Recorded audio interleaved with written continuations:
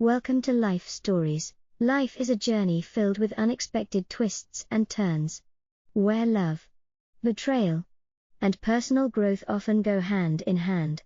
In today's story, we follow Jessica Carter, a woman caught between family expectations and her own dreams.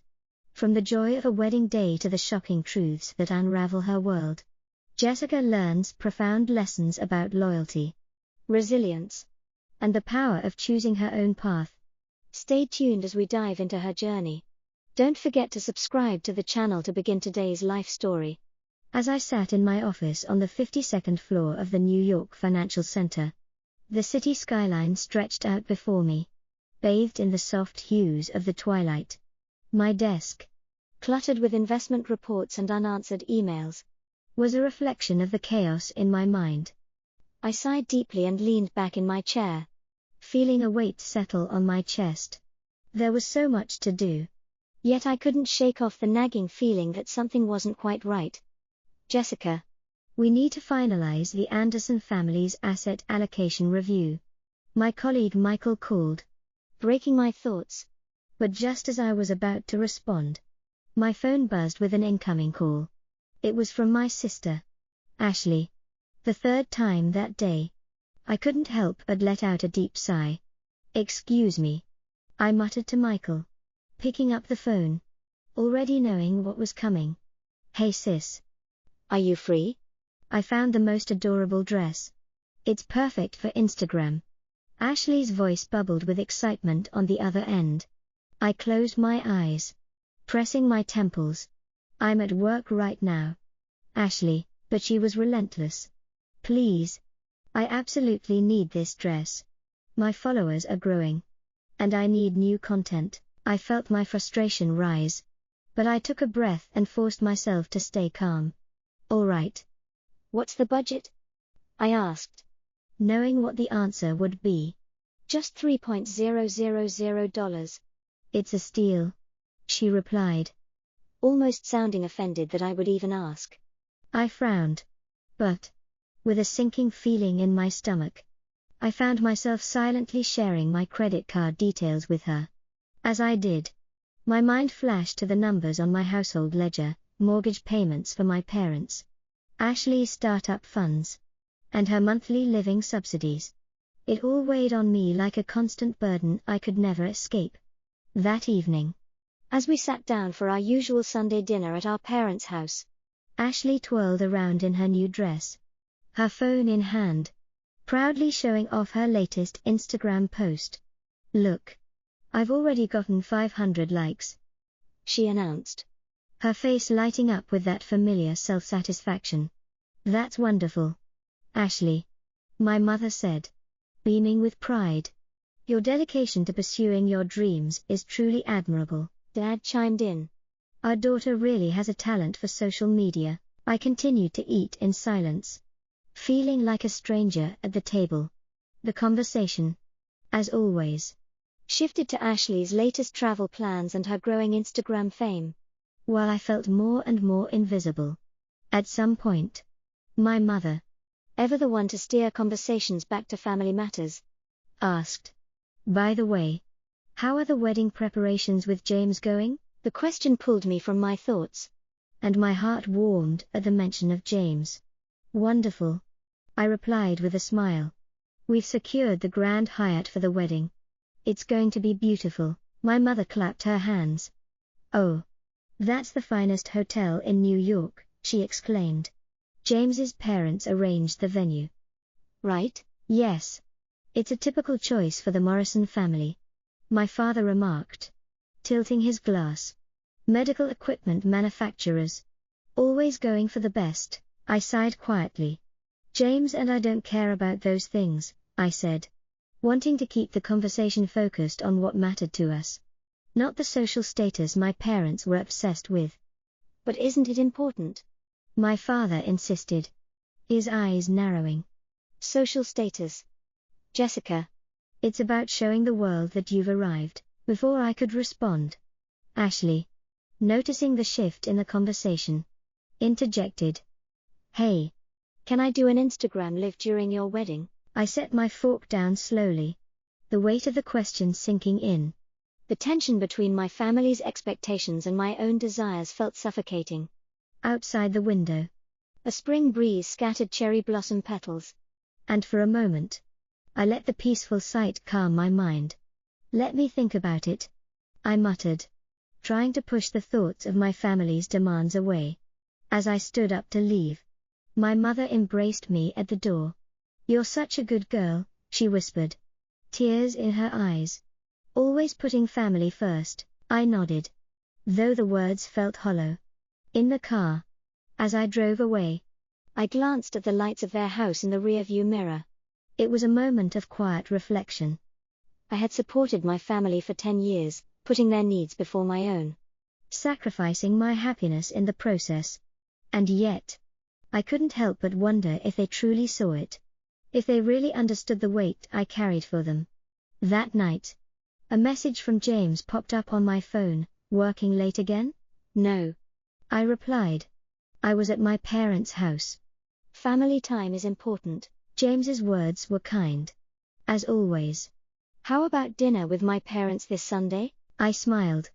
Meeting James had felt like fate. Our chance encounter at a charity event. His gentle smile, his sincerity, and his ability to accept me, flaws and all, was everything I had never experienced before. As I looked at the wedding venue photos on my phone, I dreamed of our future together, filled with love and happiness. The morning of the wedding arrived, and the sunlight streamed through the windows of the bridal suite at the Grand Hyatt. The room was breathtaking, bathed in the soft glow of early morning light. My reflection in the mirror almost felt like a dream. There I was, in a stunning Vera Wang dress, the delicate lace embroidery at the neckline and the train flowing elegantly behind me. I couldn't believe this was my reality. Linda, the makeup artist, added the finishing touches, ensuring every detail was perfect. "You're truly a beautiful bride," she said, stepping back to admire her work. "Thank you," I whispered, my heart racing with excitement and nervousness. Just as I was beginning to lose myself in the moment, a knock on the door interrupted my thoughts. I opened it to find Elizabeth, James's mother, standing there, her eyes filled with emotion. "You look absolutely beautiful," she said, her voice trembling slightly. I smiled warmly at her. "Thank you, Elizabeth," I replied, embracing her tightly. It meant the world to me that she was here, offering me the warmth and love I had never received from my own family on such an important day. Elizabeth stepped back, holding a pearl necklace in her hands. It was elegant, with a rich history, passed down through generations of Morrisons, worn by brides in their family. "This is for you," she said softly, as she fastened it around my neck. "From my mother and her mother before her. It's a tradition. From today, you're a part of our family. This necklace is proof of that." I gazed at the pearl necklace in the mirror, feeling its weight, both physical and emotional, settling around my neck. It was a symbol of the acceptance and love I had always longed for, but never received from my own family. In that moment, I felt like I truly belonged. But just as I was starting to feel the warmth of this new family, my phone buzzed in my pocket. It was a message from my mother. My heart skipped a beat. She was supposed to be here, but I hadn't heard from her in hours. I checked the message with a mix of hope and dread. "Where are you?" I texted back, hoping to hear that they were just running late. Moments later, the reply came, but it wasn't what I had hoped for. "Jessica, we're in Hawaii. Ashley found this wonderful resort, and it's absolutely amazing here. We're so sorry we couldn't make it." The words blurred in front of my eyes as I stared at the screen, my heart sinking into a deep pit. Hawaii. They were in Hawaii. Not only had they abandoned me on the most important day of my life, but they had chosen to indulge in their own selfish desires instead of being there for me. Ashley's voice, faintly audible through the phone, chimed in. "Thanks for the miles, sis. This is going to be such a wonderful vacation. I'll send you pictures." I swallowed hard, a tight knot forming in my throat. I didn't want to cry. Not here. Not now. So, I closed my eyes and took a deep breath, forcing myself to respond with calmness I didn't feel. I see, I said quietly, my voice barely audible. Have fun. I hung up the phone.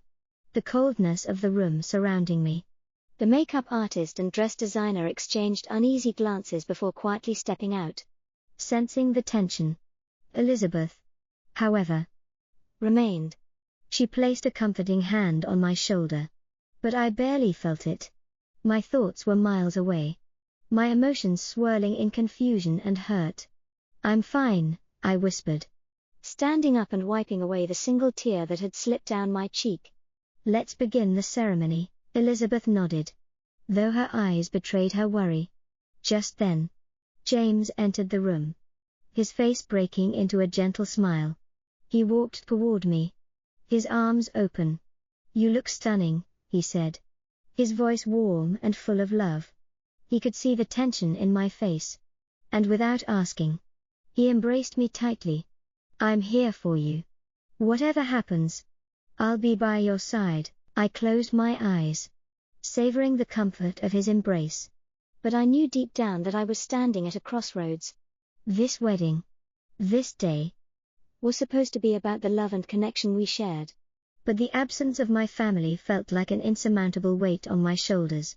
And yet, as I stood there in his arms, I knew that I had found something deeper, something more real than I had ever experienced with my family. The ceremony was about to begin, and as I stepped into the grand ballroom, I felt the gaze of hundreds of eyes on me. But they no longer mattered. All that mattered was the man standing at the altar waiting for me. I walked down the aisle, my heart heavy but my resolve stronger than ever. This was the beginning of a new chapter, one that didn't include my family, but one that would be built on my own terms, with love and acceptance from those who truly mattered. The wedding ceremony was beautiful. The vows we exchanged were sincere, the rings fitting perfectly, and the applause that followed felt like a distant echo in my ears.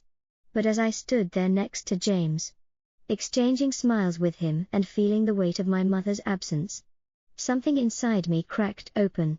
The voices of family were missing, and in their place, a deep ache began to settle in my heart. Still, I held my head high. This was my day, my moment, and no one could take that away from me. James stood beside me, steady and unwavering, his hand gripping mine tightly. As the minister pronounced us husband and wife, I smiled, though the smile didn't reach my eyes. I had waited for this moment for so long, but it felt bittersweet. After the ceremony, as guests began to gather for the reception, the air was filled with the sounds of laughter and toasts. But none of it felt real. None of it felt like family. The absence of my parents was a quiet, invisible presence that weighed on every conversation. Elizabeth, ever the supportive mother-in-law, stood to give a toast. Her voice was filled with pride as she welcomed me into the Morrison family, acknowledging my strength and dignity. To our newest member, she said, her voice carrying through the room, Jessica, from today you are a precious member of the Morrison family. We deeply respect your strength and the grace you've shown throughout this entire process. I smiled, my heart swelling with gratitude for her kindness.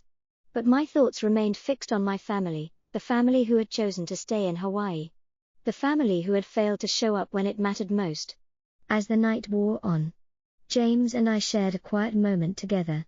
He whispered in my ear as we danced our first dance. You were an amazing bride today. I'm proud of you. His words were full of love and warmth. But my mind wandered.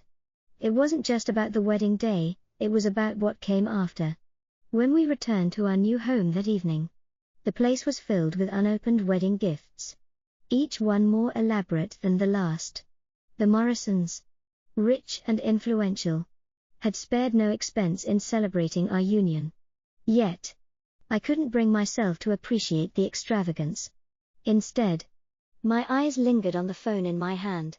A flood of missed calls and messages from my parents filled the screen, each one a reminder of their absence. James noticed my hesitation. "You don't have to look at them," he said gently, handing me a glass of wine. "Tonight is about us." I nodded. But I couldn't shake the feeling of betrayal that lingered in the pit of my stomach. The world outside our home had changed. But inside, nothing felt the way it should. I had never expected perfection. But I had expected more. I had hoped for something different from the people who were supposed to love me unconditionally. The next day, as I sat in my office, a message popped up on my screen that made my heart stop. It was from the Boston Children's Hospital Board of Trustees. They informed me that I had been removed from the Charitable Activities Committee. It was the beginning of a series of events that would turn my world upside down. Later that week, my father's business, the one I had always supported, began to unravel. Rumors spread like wildfire. And soon, contracts with the real estate company began to fall apart. I sat at my desk, unable to process the sudden wave of devastation that was sweeping over everything I had worked for. The betrayal that had started with my family's absence at my wedding had now taken a much darker turn. The following day, a small article appeared in the Boston Globe, detailing the fraudulent use of miles accumulated through my parents' company. As I read through the report, my hands trembled. The evidence was clear. Ashley had colluded with mileage brokers to fraudulently acquire millions of miles. And my parents had known about it and quietly approved of it. I couldn't believe it. How had I not seen it sooner? How had I allowed myself to stay in the dark for so long? The realization hit me like a ton of bricks. My family had betrayed me in more ways than I could count. The guilt, the shame, the anger, it all flooded over me at once. That night, I received another devastating blow. The real estate industry, which had been the backbone of my father's business, began to crumble. Investors pulled out, deals were cancelled, and my father's name became synonymous with scandal. Everything that had been built over decades was being torn apart because of one mistake. A mistake that I could never undo. I sat in silence, trying to process it all. How could this have happened? How could the people I loved, the people I had supported for so long, have done this to me? But then, just when I thought things couldn't get worse, the phone call came. A resort staff member from Hawaii reported that my parents had been in an accident. They were in intensive care. Their medical insurance no longer valid due to a sudden termination. My world, already shaken to its core, crumbled even further. James stood by my side as I faced the hardest decision of my life. "We'll get through this together," he said softly. But I couldn't shake the feeling that nothing would ever be the same. In the end, I had to make a choice. And though it was painful, I knew what I had to do. It was time to let go of the past. Time to move forward. And time to embrace the future I had with James. But I would never forget the lessons I had learned, the price of unconditional love, the consequences of betrayal, and the importance of creating your own path, no matter the cost. 3 months later, I stood in my office at the Boston Children's Hospital, looking out over the autumn-tinged cityscape. It felt like a lifetime had passed since my wedding day. Since the day I had discovered the true cost of loyalty and the weight of betrayal. But now, as a core member of the team working on the new pediatric medical center, I had found purpose and strength that I never knew I had. My life was no longer defined by the expectations of my family or the crushing weight of their mistakes. It was now about something much greater, helping children in need, creating a legacy of love, and, most importantly, learning to live life on my own terms. James and I had begun to build a new life, one that was free from the shadows of the past. Our dreams for the future had taken shape in ways I had never imagined, and we were determined to make them a reality. We dreamed of a home near the medical center, a place where we could welcome those in need with open arms. It was a dream filled with hope and love, something that had been lacking in my life for so long. As I walked to the board meeting, my phone buzzed with an update on the ongoing case. The headlines had come crashing down on my family, the truth was out. And there was no turning back. But for the first time, I felt at peace with it. I had made the right choice. My family had paid the price for their actions. But now it was my turn to forge my own path. Thank you for following my story. If you want to hear more life stories and lessons learned, be sure to subscribe to our channel for new videos. Life is a journey, and each chapter brings its own surprises. Stay tuned for the next one.